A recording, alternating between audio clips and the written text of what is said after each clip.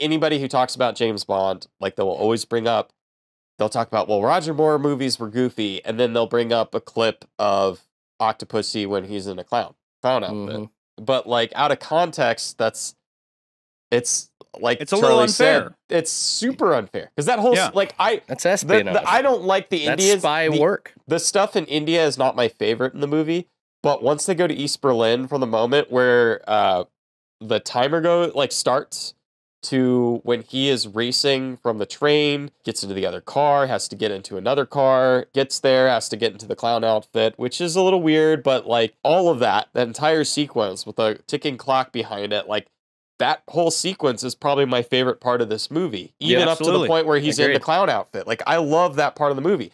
The only thing that I hate about this movie, like the other part I hate about this movie is it like completely undercuts it after the fact. They're like, thank you very much. You did a great job, sir. Where was Kamal going? Back to India. And then they have this really shitty ending that I'm like, oh, they had like a really great ending there. And then they had to tack on this kind of like lackluster commando thing / Bonds in a hot air balloon / save Octopussy for some reason thing. And it just loves her. It doesn't work. It just doesn't. It doesn't work. He's responsible for her father being dead. Yeah. And she has daddy issues, which means she's sexually loose when Bond's around.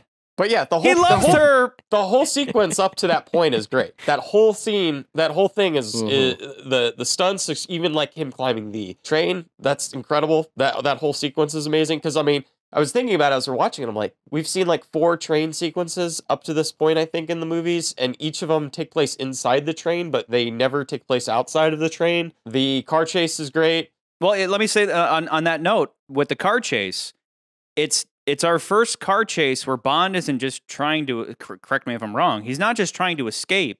No, he's trying to get somewhere. Yeah. He's trying to get somewhere as quickly as possible, and the bad guy is going the opposite direction. That was Bond. Good. Let him keep going. He'll be late, and we'll be rid of him, too. Yeah. And then it's just the police that are on his tail, but it's Bond has to get somewhere really quick rather than just get away. But it's 2 multiple car chases, remember? Because he has the Mercedes-Benz that has the jewels in it. Yeah. That scene's goofy where, it gets on the train tracks and... I like that. Did you like it, Scott? Because it's like Top Gear? Yeah, well, but it's smart. Yeah, if your tires are going to get popped, get on rail tracks. I love that, like, the train almost hits him right as he's getting on to the next train. Yeah.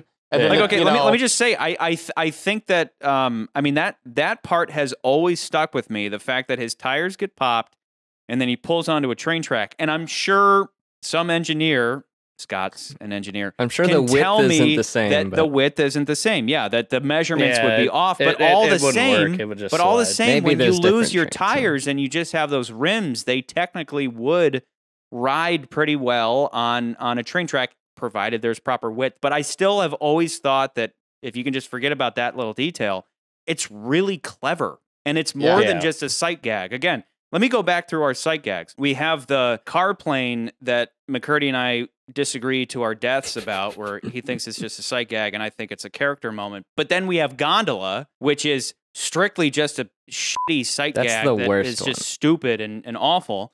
And then you have this, which is it makes more than just pigeons do double takes. Like, oh my God, it's just such a cool way. It's like, okay, Bond's in a car. How do we get Bond to the train? Well, how about he pops his tires and he just rides on the rims? If you can just forget about like the width being off, it's really clever. I think it's fantastic. And then they just do it briefly enough to where you have, like McCurdy said, you have that quick moment of him like, and he's got to, like, you have to jump now. And what he jumps, loses me, like, what freaks me out every time I watch that, though, is that not only does he jump onto the other train, but if you watch when the Mercedes-Benz gets hit by the other train, it flies in the air. And then when you watch the scene, the Mercedes-Benz flies into the air and, like, hits the boat of the 2 fishermen, who are probably stuntmen. But it always freaks me out because that fucking car could have landed on either of them. Oh, it does. Close. It basically lands on one of them. Like, if you watch in slow-mo, one guy jumps off, and his momentum on the boat completely fucks over the other stunt guy. Yeah, like the other stunt guy gets fucked up, like for sure. And then you see the two of them swimming. And you actually hear somebody, you hear somebody go like audibly. There's like an audible, almost like a Jesus Christ, like get to this guy. Jesus Christ, look out! I think it was definitely an accident. Hopefully nobody was seriously injured. But I mean, like, you know, it's like you have that moment.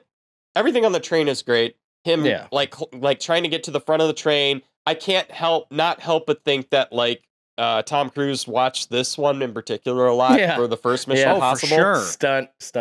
You know, everything with on top of the train, even the plane sequence. Oh yeah. And so then there's the chase on the plane or on the train, not the plane. What am I saying? On the train. No planes, no trains. No plane, no train. No heroin. No heroin.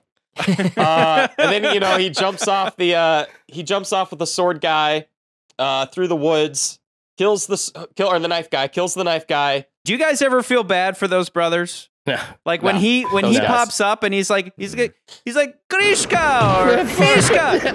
Like I kind of feel a little bad for him, but then the moment Bond murks him and he's, you know, brutally murders him and he's like, that's the 009. I'm like, oh yeah, they killed 009. F those guys. But when he thinks he sees his brother, and I feel bad for him just in that moment when he's like, bro, you know. And then he gets on the worst part is like he has to hitchhike, gets in with a German family, and then steals the car. It's just like eating sausages. He has to steal that car. Like beer. Mind auto.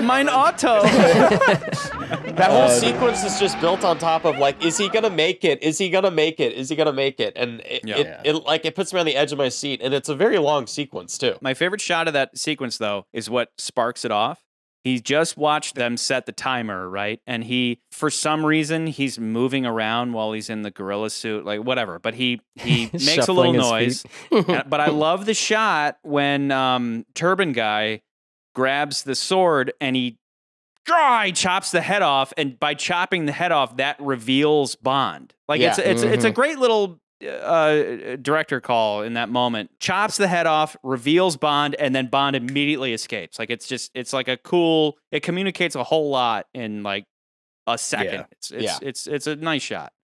Yeah. The only wasted part about all of that is if Bond had somehow like launched Mishka's body from the cannon that he hit him into like at the enemies to like get away or like totally hide or something.